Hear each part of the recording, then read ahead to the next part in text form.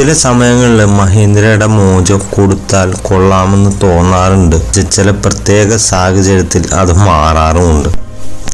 അതിന്റെ കാരണം പറയാനാണെങ്കിൽ വണ്ടി ഓടിച്ചു കഴിയുമ്പോൾ എന്റെ ചിന്താഗതി മാറുന്നു. കാര്യം നമ്മളൊരു മോട്ടോർ സൈക്കിൾ വിൽക്കാൻ എത്തുന്നത് നമുക്ക് ആ മോട്ടോർ സൈക്കിൾ ഒരു ബാധ്യതയാകുമ്പോഴാണ്. നിലവിൽ ഇപ്പോ മോജോ എനിക്കൊരു ബാധ്യതയായിട്ട് തോന്നിയിട്ടില്ല. I am still satisfied this motorcycle. അപ്പൊ പിന്നെ ഇത് വിൽക്കണമെന്ന് ചിന്തിക്കും. ഞാനൊരു അൺഎക്സ്പെക്റ്റഡ് ആയിട്ട് എടുത്ത വണ്ടിയാണ് മോജോ. പല വണ്ടികളും ആ സമയത്ത് ഞാൻ നോക്കിയിരുന്നു. അതില് എന്തോ എനിക്ക് ഓടിച്ചു നോക്കിയപ്പോൾ ഫസ്റ്റ് ഇംപ്രഷനിൽ തന്നെ എന്നെ വീഴ്ത്തിയ ഒരു വണ്ടിയാണ് മോജോ. അങ്ങനെയാണ് ഞാൻ മോജോ എടുക്കുന്നത്. യാത്രയ്ക്ക് വേണ്ടി ഒരുങ്ങിക്കഴിഞ്ഞു. അതിനുവേണ്ടി വണ്ടി ഫുൾ ടാങ്ക് ആക്കി റെഡി ആയിരിക്കുകയാണ്. അതിരാവിലെ 5 മണി സമയം മഹീന്ദ്ര മോജോ റൈഡേഴ്സ് ക്ലബിന്റെ കൂടെ ഒരു വയനാട് യാത്ര പോകാൻ പറ്റിയ നല്ല കാലാവസ്ഥ. മോജോ ട്രൈബിന്റെ യാത്ര സ്റ്റാർട്ട് ചെയ്തൊക്കെയാണ് വയനാട്ടിലുള്ള റൈഡ്. അങ്ങനെ ഞാനും ഉണ്ട്, എന്റെ വണ്ടിയായ മോജോയും ഉണ്ട്. മര്യാദക്കൊക്കെ വണ്ടി ഓടിക്കണം, ചവിട്ടി പൊളിച്ചൊന്നും വണ്ടി ഓടിക്കരുത്. അതെ, ഈ യാത്രയെ പറ്റി എന്താണ് നിനക്ക് പറയാനുള്ളത്? നല്ല കണ്ടീഷൻ റോഡിൽ കൂടെ മാത്രം എന്നെ കൊണ്ടുപോകുള്ളൂ, കുഴിയുള്ള റോഡിൽ കൂടെ എന്നെ കൊണ്ടുവരുത്. ദൈവത്തെ ഓർത്ത് എന്റെ നാട് ഓടിക്കരുത്. ഒന്ന് പോടായിരുന്നു. അല്ലേലും എന്റെ മോനാളി ഓടായിപ്പാന്ന് എനിക്ക് ഒന്നും മിണ്ടാണ്ടിരിക്കടേ. വണ്ടിയിൽ ഫുൾ ലഗേജ് ലോഡഡ് ആയിട്ട് ഈ യാത്രയ്ക്ക് വേണ്ടി അങ്ങനെ തയ്യാറെടുത്ത് അങ്ങനെ നിൽക്കുകയാണ്. എന്തായാലും ഉടനെ റൈഡ് സ്റ്റാർട്ട് ചെയ്യും. അങ്ങനെ ഏതാനും നിമിഷങ്ങൾക്കകം കുറച്ച് പേരും കൂടി ഇതിനകത്ത് ജോയിൻ ആയി. ഇനി തിരുവനന്തപുരത്തു നിന്നുള്ള കുറച്ച് ടീമും കൂടി വരാനുണ്ട്. അവര് വന്നു കഴിഞ്ഞാൽ റൈഡ് സ്റ്റാർട്ട് ചെയ്യുന്നതാണ്. എല്ലാവരും അവർക്കായിട്ട് വെയിറ്റ് ചെയ്തുകൊണ്ടിരിക്കുകയാണ്. നമ്മൾ സ്ഥിരം വരാറുള്ള ഹസയുടെ ഫ്രണ്ടിൽ തന്നെയാണ്. ഇതൊരു 24 hours ഫുഡ് സ്പോട്ട് ആണ്. കപ്പ ബിരിയാണിയും പുട്ടും ബീഫൊക്കെ ഇവിടെ കിട്ടുന്നതാണ്. ഞങ്ങൾ ഫ്രണ്ട്സ് ഒക്കെ ആയിട്ട് ഇവിടുന്ന് ചിക്കൻ വിങ്സ് ട്രൈ ചെയ്തിട്ടുണ്ട്. അത് അടിപൊളിയാണ്. ഞങ്ങൾ ഇങ്ങനെ വർത്താനമൊക്കെ പറഞ്ഞ് ഇങ്ങനെ നിൽക്കുന്നു. നമ്മുടെ നാട്ടിൽ ഇങ്ങനെയാണ്, കൃത്യസമയത്ത് ഒരു കാര്യവും നടന്നിട്ടില്ല. തിരുവനന്തപുരം റൈഡേഴ്സ് വന്നു കഴിഞ്ഞാൽ ഉടനെ തന്നെ ഞങ്ങൾ റൈഡ് സ്റ്റാർട്ട് ചെയ്യുന്നതായിരിക്കും. നമ്മൾ കാരണം ഒരാൾക്ക് ബുദ്ധിമുട്ടുണ്ടാകുന്ന ആഗ്രഹിക്കുന്ന ഒരാളാണ്. നമ്മളെപ്പോഴും ഒരു ടൈം കറക്റ്റായിരിക്കണം, കറക്റ്റായിട്ട് പാലിക്കണം. ഫൈനലി തിരുവനന്തപുരം റൈഡേഴ്സ് എത്തിയിരിക്കുകയാണ്. ഇതിനകത്ത് ആകെയുള്ള ഒരു സന്തോഷം, ഇത്രയും മോജോ ഒരുമിച്ച് പോകുമ്പോൾ എന്റെ അടുത്ത് ആനന്ദ് മഹേന്ദ്രയുടെ അടുത്തും മാത്രമുള്ളൂ എന്ന് പറയുന്നവർക്കുള്ളൊരു മറുപടിയാണിത്. കുറച്ച് ആൾക്കാരുടെ ഈ മോഡൽ ഉണ്ടെന്ന് അറിയുമ്പോൾ തന്നെ ഒരു സന്തോഷം. ഇത് കളിയാക്കുന്നവർക്കുള്ള റിവെഞ്ച് മറുപടി എന്നൊക്കെ പറയാം. അങ്ങനെ ബ്രേക്ക്ഫാസ്റ്റ് കഴിക്കാനായിട്ട് കഫേ അക്കാദമിയിൽ വന്നിരിക്കുകയാണ്. യാതൊരു മുൻപരിചയവും റെസ്റ്റോറന്റ് ആയിട്ടില്ല. പൊതുവെ യാത്രാവേളയിൽ കുറച്ച് ഫുഡേ കഴിക്കാറുള്ളൂ. പിന്നെ ഇഡലിയും സാമ്പാറിലും ഞാൻ അത്ര സംതൃപ്തനായില്ല. ഇഡലി ഭയങ്കര ഒരു ഹാർഡായ ഒരു ഇഡലി ആയിരുന്നു. ആൾറെഡി ലേറ്റ് ആയിട്ടായിരുന്നു വണ്ടി ഓടിക്കൊണ്ടിരുന്നത്. ഇൻസ്റ്റാറിന്റെ മെമ്മറി കാർഡിന്റെ വിഷയത്തിൽ ഒന്നുകൂടി ലേറ്റ് ആയി. യാത്രകളിൽ ഇതെല്ലാം പതിവാണ്. അങ്ങനെ വണ്ടി ഓടിച്ച് വൈകുന്നേരമായപ്പോൾ വയനാട് വൈത്തിരിയിലുള്ള ആദിത്യ നേച്ചർ റിസോർട്ട് ആൻഡ് സ്പായിൽ എത്തി. അങ്ങനെ ഞങ്ങൾ റൈഡർമാരെല്ലാം വണ്ടിയൊക്കെ പാർക്ക് ചെയ്ത് റിസോർട്ടിന്റെ റിസപ്ഷനിലോട്ട് കടന്നു. റിസോർട്ടിൽ വരുമ്പോൾ വെൽക്കം ഡ്രിങ്ക് തന്നെ ഒരു പതിവുണ്ടല്ലോ, ആ പതിവ് ഇവരും തെറ്റിച്ചില്ല. അവരവർക്കനുസരിച്ച് അവരവരുടെ റൂമിലോട്ട് ഞങ്ങൾ മന്ദം നടന്നു നീങ്ങി. എന്തായാലും ഈ പ്രോപ്പർട്ടി കൊള്ളാം. ഒരു പീസ്ഫുൾ സമാധാന വൈബൊക്കെ അടിക്കുന്നുണ്ട്. കുട്ടികൾക്കും മുതിർന്നവർക്കും ഒരേപോലെ എൻജോയ് ചെയ്യാൻ പറ്റിയ കളിസ്ഥലമൊക്കെ ഇവിടെ ഉണ്ട്. ഇവിടെ തന്നെയാണ് ക്യാമ്പ് ഫയറും നടത്തുന്നത്. എടുത്തു പറയേണ്ട കാര്യം ഒരു റിസോർട്ടായി ഇതൊക്കെ വേണ്ടതാണ്. പൊതുവെ നമ്മൾ ഭക്ഷണത്തിന് ഓരോ ടൈമുകൾ ക്രമീകരിച്ചിട്ടുണ്ട്. നേരം 5:30 ആയി, 5:30ക്ക് ചായ കുടിക്കണമല്ലോ. അപ്പൊ അങ്ങനെയാണല്ലോ. അപ്പൊ ആ പതിവ് നമ്മൾ തെറ്റിക്കണ്ട. പിന്നെ അവിടെ നിന്ന് നേരെ പോയത് സ്വിമ്മിംഗ് പൂളിലോട്ടാണ്. റിസോർട്ടിൽ വന്നു കഴിഞ്ഞാൽ എന്തായാലും സ്വിമ്മിംഗ് പൂളിൽ ഇറങ്ങണമല്ലോ. അങ്ങനെയാണല്ലോ. ആ പതിവും ഇവിടെ തെറ്റിക്കുന്നില്ല. എന്തായാലും ലാസ്റ്റ് ഡേയിലോട്ട് മാറ്റാം. ഇതിലെ നമ്മൾ നേരെ മുന്നോട്ട് കടന്നു കഴിഞ്ഞാൽ ഫുഡ് കഴിക്കുന്ന റെസ്റ്റോറന്റിനകത്തോട്ടെത്താം. ഞങ്ങൾ ചായ കുടിക്കാൻ വന്നത് ഇവിടെ തന്നെയാണ്. ഒരു സമാധാന അന്തരീക്ഷം ഇവിടെ ഞാൻ ഫീൽ ചെയ്യുന്നു. ആ കാറ്റത്ത് മരം ആടി ഒലിയുന്ന ആ ശബ്ദവും കിളികളുടെയൊക്കെ ആ ശബ്ദവുമായിട്ട് ഒരു പീസ്ഫുൾ വൈബ് ഞാൻ ഫീൽ ചെയ്യുന്നു. കണ്ണിനായാലും മനസ്സിലായാലും ഒരു പ്രസന്റ് ഫീലാണ് ഫീൽ ചെയ്യുന്നത്. എവിടെ ആയാലും എവിടെ ഇരുന്നാലും സന്തോഷവും സമാധാനവുമാണ് പ്രധാനം. തിരിച്ചങ്ങനെ റൂമിലോട്ട് നടക്കുന്ന വഴി റെസ്റ്റോറന്റിൽ നിന്ന് കുറച്ചു ദൂരം നടക്കാറുണ്ട് നമ്മുടെ റൂമിലോട്ട്. സത്യം പറഞ്ഞ ഈ പ്രോപ്പർട്ടി ഓരോരോ കോട്ടേജ് പോലാണ് ഇത് പണിത് വെച്ചിരിക്കുന്നത്. റൂമിന്റെ ഫ്രണ്ടിലും കുറെ അധികം ചെടികളൊക്കെ വെച്ച് അതിമനോഹരമാക്കിയിട്ടുണ്ട്. പിന്നെ ആദ്യം നമ്മൾ കയറി ചെല്ലുന്ന ഹാളിലോട്ടാണ്. അതിനോട് ചേർന്ന് ഒരു വാഷ് ബേസിനും ഒക്കെ നൽകിയിരിക്കുന്നു. ഇതിനകത്ത് 2 റൂം, അറ്റാച്ച്ഡ് ബാത്റൂം. പിന്നെ ഇവിടുത്തെ റൂമുകളെല്ലാം വെൽ അറേഞ്ച്ഡ് ആണ്. ചായ കുടിച്ച് നേരെ റൂമിൽ പോയി അവിടുന്ന് നേരെ ഗെയിം സോണിലോട്ട് വന്നു. ഇതൊരു ഇന്റർനാഷണൽ കളി അല്ലെങ്കിൽ കൂടി ഞങ്ങൾ ക്യാരംസ് കളിക്കാനായിരുന്നു. അവിടുന്ന് നേരെ ഫുഡ് കഴിക്കാനാണ് പോയത്.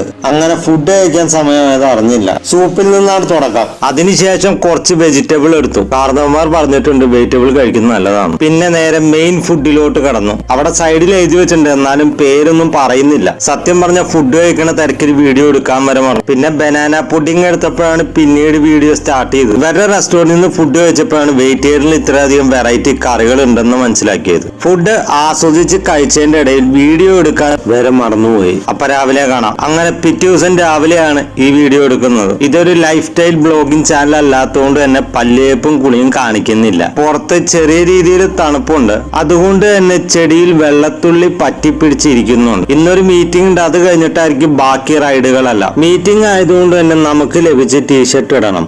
തുടങ്ങുന്നതിന് മുന്നേ തന്നെ ബ്രേക്ക്ഫാസ്റ്റിലോട്ട് കടന്നു. ബ്രേക്ക്ഫാസ്റ്റ് കഴിച്ചിട്ട് വേണം മീറ്റിംഗിലോട്ട് ഇരിക്കാൻ. അങ്ങനെ ഇഡലിയും സാമ്പാറും കഴിച്ച് ലൈറ്റ് ബ്രേക്ക്ഫാസ്റ്റ് അവസാനിച്ചു. കഴിഞ്ഞിട്ട് ചെറിയൊരു റൈഡും കൂടി ഉണ്ട്. മീറ്റിംഗിൽ ശരിക്കും സംസാര വിഷയമായത് മഹേന്ദ്ര മോജോ ആൾറെഡി സ്റ്റോപ്പ് ചെയ്തൊരു മോട്ടോർ ആണ്. ഈ മോഡലിൽ ഞങ്ങൾ ഫേസ് ചെയ്യുന്ന പ്രധാന പ്രശ്നം പാർട്സിന്റെ ഇഷ്യൂസ് ആണ്. നമ്മൾ ഉദ്ദേശിക്കുന്ന സമയത്ത് നമുക്ക് പാർട്സുകൾ ലഭിക്കുന്നില്ല. ഇത്രയും നല്ലൊരു മോഡൽ മഹേന്ദ്ര എന്തുകൊണ്ട് നിർത്തി? മഹേന്ദ്ര മോജോ എന്ന് പറയുന്ന ഒരു ടൂറിംഗ് മോട്ടോർ ആണ്. അതിനാവശ്യമായ സർവീസ് സെന്റർ ഇന്ത്യയിൽ ഉണ്ടായിരുന്നില്ല. അതുകൊണ്ട് തന്നെ നല്ല വണ്ടിയാണെങ്കിൽ കൂടി കൂടുതൽ ആൾക്കാരെടുക്കാൻ ഇത് പേടിച്ചിരുന്നു. മഹേന്ദ്രയുടെ ഈ ടൂറിംഗ് മോട്ടോർ സൈക്കിൾ മഹേന്ദ്ര നല്ല രീതിയിൽ മാർക്കറ്റ് ചെയ്തില്ല. ഡോമിനോറും ഹിമാലയനൊക്കെ പോലെ നല്ലൊരു പരസ്യം മോജോയ്ക്ക് ഉണ്ടായിരുന്നില്ല. സർവീസ് സെന്ററിന്റെ ദൗർലഭ്യവും നല്ലൊരു അഡ്വർടൈസ്മെന്റ് ഇല്ലാത്തതും ടൂറിംഗ് ബൈക്കായ മോജോന്റെ സെയിലിനെ നല്ല രീതിയിൽ ബാധിച്ചിട്ടുണ്ട്. ഇന്ത്യയിൽ എന്ത് പുതിയ പ്രോഡക്റ്റ് വന്നാലും ഇന്ത്യക്കാർ കുറച്ച് പേരെങ്കിലും അത് സ്വീകരിക്കാതിരിക്കില്ല. അത് നല്ലതാണെങ്കിൽ കുറച്ചുകൂടി ആൾക്കാരിലോട്ട് എത്തും.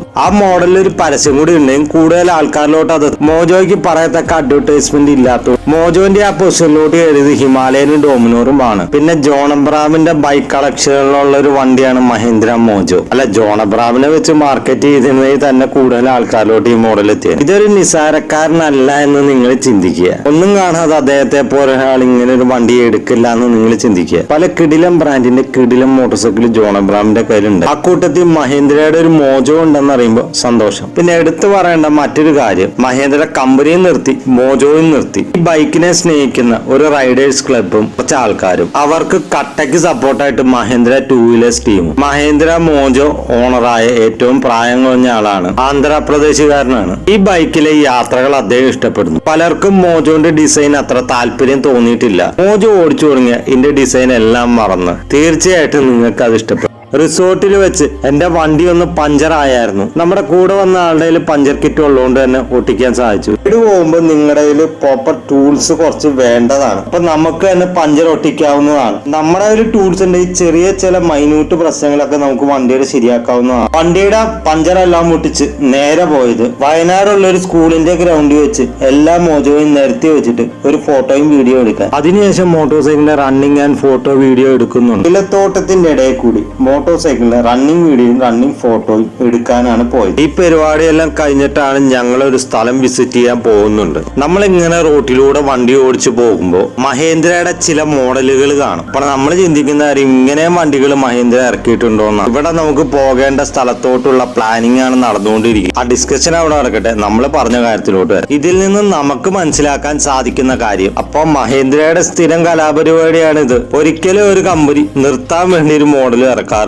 ആ മോഡൽ കൂടുതൽ ആൾക്കാരിലോട്ട് എത്താതെ വരുമ്പോൾ അത് നിർത്തേണ്ടി വരുന്നു. രാജാവ് യുദ്ധത്തിൽ തോറ്റു കഴിഞ്ഞാൽ രാജാവ് യുദ്ധത്തിനായി പ്രയോഗിച്ച തന്ത്രങ്ങൾക്കൊന്നും ഒരു പ്രാധാന്യമില്ല. പ്രജകൾ പറയുക, നമ്മുടെ രാജാവ് യുദ്ധത്തിൽ തോറ്റുപോയി. ചില മീഡിയാസ് ഒക്കെ പറയുന്നു മോജോ ഇനി എടുത്തിട്ട് കാര്യമില്ല. നിങ്ങൾ കംപ്ലൈന്റ് കുറഞ്ഞൊരു യൂസ്ഡ് ബൈക്കാണ് നോക്കുന്നെങ്കിൽ തീർച്ചയായിട്ടും നിങ്ങൾക്ക് മോജോ എടുക്കാം. പാർട്സ് കിട്ടാൻ കുറച്ച് ഡിലേ ഉണ്ടെന്ന് വെച്ചെടുത്തിയാൽ നിലവിൽ ഇപ്പൊ പാർട്സിന്റെ അവൈലബിലിറ്റിയിൽ യാതൊരു പ്രശ്നവും ഫേസ് ചെയ്യുന്നില്ല. നിലവിൽ ഇപ്പൊ യൂസ്ഡ് ബൈക്ക് സെഗ്മെന്റിൽ ഇത്രയും ബിൽഡ് ക്വാളിറ്റി ഉള്ള വണ്ടി വേറെ ഇല്ല. പിന്നെ അതിന്റെ ആ ശബ്ദം, മച്ചാനെ ഇതൊക്കെ പോരെ. നമ്മൾ ഈ നിൽക്കുന്ന ലൊക്കേഷൻ അടുത്തുള്ള സ്ഥലം ബാണാസുര ഡാം ആയതുകൊണ്ട് തന്നെ ഞങ്ങൾ അങ്ങടാണ് തന്നെയാണ് പോകുന്നത്. ഇവിടെയും സംഭവിക്കാൻ പോകുന്നത് ഇതാണ്. ചില വൈകാരിക സഞ്ചാരങ്ങൾ പിന്നീട് ഒരു കണ്ടുമുട്ടൽ വിരളമാണ്. അഥവാ ഇനി കാണുവാണെങ്കിൽ അടുത്ത വർഷത്തെ റൈഡിലെ കാണാൻ സാധിക്കുകയുള്ളൂ. പക്ഷേ ആ യാത്രാ അനുഭവങ്ങൾ ജീവിതകാലം മുഴുവൻ ഓർത്തു വെക്കാനുള്ള ഓർമ്മകളാണ് പല യാത്രകളും. മറക്കാനാവാത്ത പല യാത്രകളും തിരിച്ചറിവുകളും പാഠങ്ങളും നമ്മൾ ഉൾക്കൊള്ളാറുണ്ട്. മറ്റൊരു യാത്രകൾ ഇത് പ്രയോഗിക്കാറുമുണ്ട്.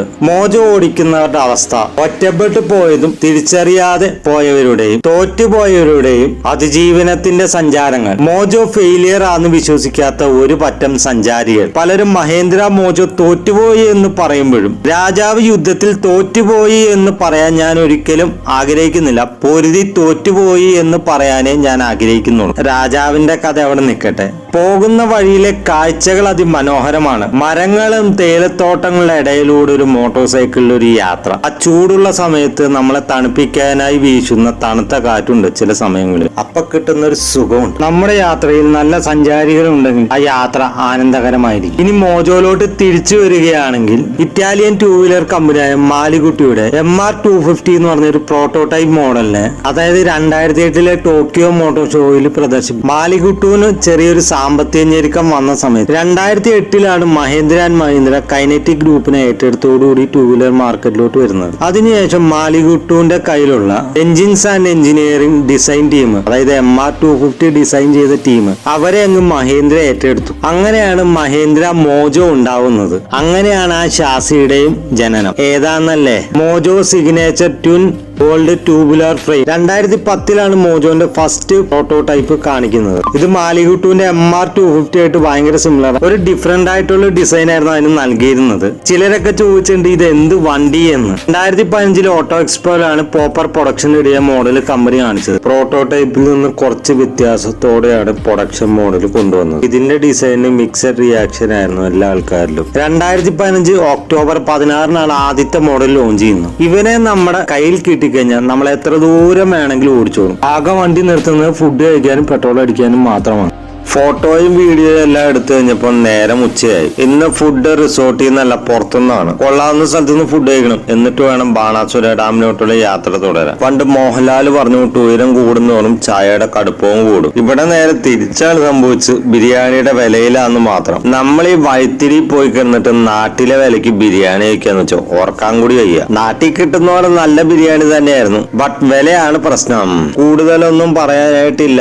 നമുക്ക് നേരെ ബാണാസുര ഡാമിലോട്ട് പോവാം. കൂട്ടായ്മയുടെ വിജയം ഉണ്ടെങ്കിൽ മാത്രമാണ് പല ഗ്രൂപ്പ് യാത്രകളും നടക്കുകയുള്ളൂ. നമ്മുടെ ഓർമ്മയിൽ തങ്ങിക്ക നമ്മൾ നടത്തിയ നല്ല യാത്രകൾ മാത്രമാണ്. ഇനി ഡാമിനെ പറ്റി സംസാരിക്കാനാണെങ്കിൽ വയനാട് ജില്ലയിൽ കൽപ്പറ്റയിൽ നിന്ന് 21 കിലോമീറ്റർ അകലെ പടിഞ്ഞാറേത്തറ എന്ന ഗ്രാമത്തിൽ പശ്ചിമഘട്ടത്തിൽ കബനി നദിയുടെ പോഷക നദിയായ കരമൻ തോട് പുഴയ്ക്ക് കുറുകെ സ്ഥിതി ചെയ്യുന്ന അണക്കെട്ടാണ് ബാണാസുര സാഗർ അണക്കെട്ട്. 1979 ഈ അണക്കെട്ടിന്റെ നിർമ്മാണം ആരംഭിച്ചത്. 1 കിലോമീറ്ററോളം നീളത്തിൽ മണ്ണുകൊണ്ടാണ് ഈ അണക്കെട്ട് നിർമ്മിച്ചിരിക്കുന്നത്. കുറ്റ്യാടി ജലവൈദ്യുത പദ്ധതിയിലേക്ക് കക്കേൻ ഡാം വഴി ജലം എത്തിക്കുന്നതും വരണ്ട കാലാവസ്ഥയുള്ള ഈ പ്രദേശത്ത് ജലസേചനത്തിനും എന്നിവ എത്തിക്കുന്നു എന്നതാണ് ബാണാസുര ജലസേചന പദ്ധതിയുടെ പ്രധാന ലക്ഷ്യം. 2004 ഇതിന്റെ നിർമ്മാണം പൂർത്തിയായത്. ഈ അണക്കെട്ട് ഉപയോഗിക്കുന്ന വൈദ്യുതി നിർമ്മാണത്തിനും ജലസേചനത്തിനുമാണ്. ഇത് ഇന്ത്യയിലെ ഏറ്റവും വലിയ മണ്ണണക്കെട്ടും ഏഷ്യയിലെ 2ാമത്തെ വലിയ മണ്ണണക്കെട്ടുമാണിത്. കല്ലുകളുടെയും പാറകളുടെയും കൂറ്റൻ കൂമ്പാരങ്ങൾ ചേർന്നതാണ് ഈ അണക്കെട്ട്. ഇവിടുത്തെ ഈ സൂര്യാസ്തമയം കാണാൻ അതിമനോഹരമാണ്. ഇത് KCBയുടെ കീഴിൽ വരുന്ന ഒരു ടൂറിസ്റ്റ് ഡെസ്റ്റിനേഷനും കൂടിയാണ്. അതുകൊണ്ട് തന്നെ പലവിധ ആക്ടിവിറ്റീസും ഇവിടെ നടത്തുന്നുണ്ട്. ഇത് നമ്മുടെ ഒരു സുഹൃത്തെടുത്ത വീഡിയോ ആണ്. എനിക്ക് ഇങ്ങനെയാണ് ഈ ഡാമിനെ പരിചയപ്പെടുത്താൻ തോന്നിയത്. എല്ലാ ഡാമുകൾക്കും അതിൻ്റെതായ ഒരു ഭംഗിയുണ്ട്. പക്ഷെ പൊന്മുടി അണക്കെട്ടിന്റെ ഭംഗി അതൊന്ന് വേറെ തന്നെയാണ്. ഡാമിൽ നിന്ന് ഫോട്ടോ എടുത്ത് സമയം പോയത് അറിഞ്ഞില്ല. ഡാമിൽ നിന്ന് തെടുക്കത്തിൽ ഞങ്ങൾ തിരിച്ചു പോകുന്നു. റിസോർട്ടിൽ എത്തിയിട്ട് വേണം, ഒരു കടം ബാക്കിയുണ്ട്. പൂളിൽ ഒന്ന് ഇറങ്ങി കിടക്കണം. രാത്രി ക്യൂസ് കോമ്പറ്റീഷന് ക്യാമ്പ് ഫയറും അറേഞ്ച് ചെയ്തിട്ടുണ്ട്. ഇത്രയും പ്രതിസന്ധിക്കിടയിൽ ഇങ്ങനെ ഒരു ടീമിന്റെ കൂടെ യാത്ര ചെയ്യാൻ പറ്റിയത് എന്റെ ഭാഗ്യമായിട്ട് കരുതുന്നു. പൂളിൽ നിന്ന് നേരെ പോയത് ഫുഡ് കഴിക്കാനാണ്. എന്നത്തെയും പോലെ ആദ്യം സൂപ്പിൽ നിന്ന് തന്നെ തുടങ്ങാം. ഇവിടെ ഇരുന്നാണ് ഞങ്ങൾ എല്ലാവരും ഫുഡ് കഴിക്കുന്നത്. ബൊഫേ സെറ്റപ്പിലാണ് ഫുഡ് വിളമ്പുന്ന രീതി. വയനാട് വന്നിട്ട് നടന്ന പരിപാടി ഇതൊക്കെ തന്നെയാണ്. ഫുഡ് കഴിക്കൽ എന്തായാലും ആസ്വദിച്ച് നടക്കുന്നുണ്ട്. ഇവിടെയുള്ള എല്ലാ സാധനങ്ങളും സാധനങ്ങളും പ്ലേറ്റിലുണ്ട്. ഓരോന്നായിട്ട് ടേസ്റ്റ് ചെയ്യുന്നു. ഇനി ബാക്കിയുള്ള ക്യൂസ് കോമ്പറ്റീഷനും ക്യാമ്പ് ഫയറും ആണ്. രാത്രി 10 മണിക്കുള്ളിൽ നിർത്തേണ്ടതുകൊണ്ട് തന്നെ ക്യൂസ് കോമ്പറ്റീഷനും ക്യാമ്പ് ഫയറും തുടങ്ങിയിരിക്കുകയാണ്. ക്യൂസ് കോമ്പറ്റീഷനിൽ ചോദിച്ച ചോദ്യം മോജോന്റെ ഇൻഡെപ്ത് ചോദ്യങ്ങളായിരുന്നു. മോജോനെ പറ്റി വ്യക്തമായ ധാരണ ഗൂഗിളിന് പോലും ഇല്ല. ഞാൻ ഈ ചോദ്യങ്ങൾക്കൊക്കെ ഉത്തരം പറയുമെന്ന് പ്രതീക്ഷിക്കുന്നുണ്ടാ? അങ്ങനെ ഒരു ട്വിസ്റ്റ് സംഭവിക്കില്ല. എല്ലാ യാത്രകൾക്കും ഒരു മടക്ക യാത്രയും തിരിച്ചുപോക്കും ഉണ്ട്. എങ്കിലേ യാത്രകൾ പൂർണ്ണതയിൽ എത്തുകയുള്ളൂ. അങ്ങനെ വയനാടുള്ള വൈത്തിരി റിസോർട്ടിൽ വന്നിട്ട് അങ്ങനെ 3 ദിവസമായി. അതായത് ഇന്ന് ഞായറാഴ്ചയാണ്. ഇന്ന് രാവിലെയാണ് തിരിച്ചു പോകുന്നത്. അതായത് വണ്ടികളെല്ലാം റൂമിനടുത്ത് കൊണ്ടുവന്ന് വെച്ചേക്കണുണ്ട്. ലഗേജ് ലോഡ് ചെയ്യാൻ എളുപ്പമാണ്. ലഗേജ് എല്ലാം വണ്ടിയിൽ സെറ്റ് ചെയ്ത് കഴിഞ്ഞ് കുളിക്കണം. അത് കഴിഞ്ഞ് ഫുഡ് കഴിക്കണം. രാവിലത്തെ ബ്രേക്ക്ഫാസ്റ്റേ. തിരിച്ച് റൈഡേഴ്സ് ടീമിന്റെ കൂടെ അല്ല ഞാൻ പോകുന്നത്. എനിക്ക് പോകുന്ന വഴിക്ക് ഒരു ഫ്രണ്ടിനെ മീറ്റ് ചെയ്യാനുമുണ്ട്. എന്നത്തെയും പോലെ ബ്രേക്ക്ഫാസ്റ്റ് കഴിക്കാൻ വന്നു. ഇന്ന് ഇവിടെ വയനാട്ടിൽ എന്തോ സൈക്കിൾ റാലി നടക്കുന്നുണ്ട്. അതിന്റെ ഭാഗമായിട്ട് കുറെ പോലീസ് നിൽക്കുന്നുണ്ട്. നമ്മൾ ഫുൾ റൈഡിങ് ഷൂട്ടിലായതുകൊണ്ട് നമുക്കൊരു പേടിയില്ല. എനിക്ക് ഈ താങ്ക് യു വയനാട് എന്ന് പറഞ്ഞ കവാടം കാണുമ്പോൾ ഓർമ്മ വരുന്നത് മൂകാംബികയിലോട്ട് എൻട്രി ചെയ്യുമ്പോൾ ഉള്ള കവാടമാണ് എനിക്ക് ഓർമ്മ വരുന്നത്. അങ്ങനെ വയനാടിനോട് ഇവിടെ പറഞ്ഞു തിരിച്ച് നാട്ടിലോട്ട് പോകുന്ന വഴിക്ക് ഒരു സുഹൃത്തിനെ കാണാനുണ്ട്. അതാണ് ഇനി ബാക്കിയുള്ളത്. സുഹൃത്തിനെ കണ്ടിട്ട് കുറച്ച് വർത്താനം കാണും. അവിടുന്ന് നേരെ തിരിച്ച് വീട്ടിലോട്ട്.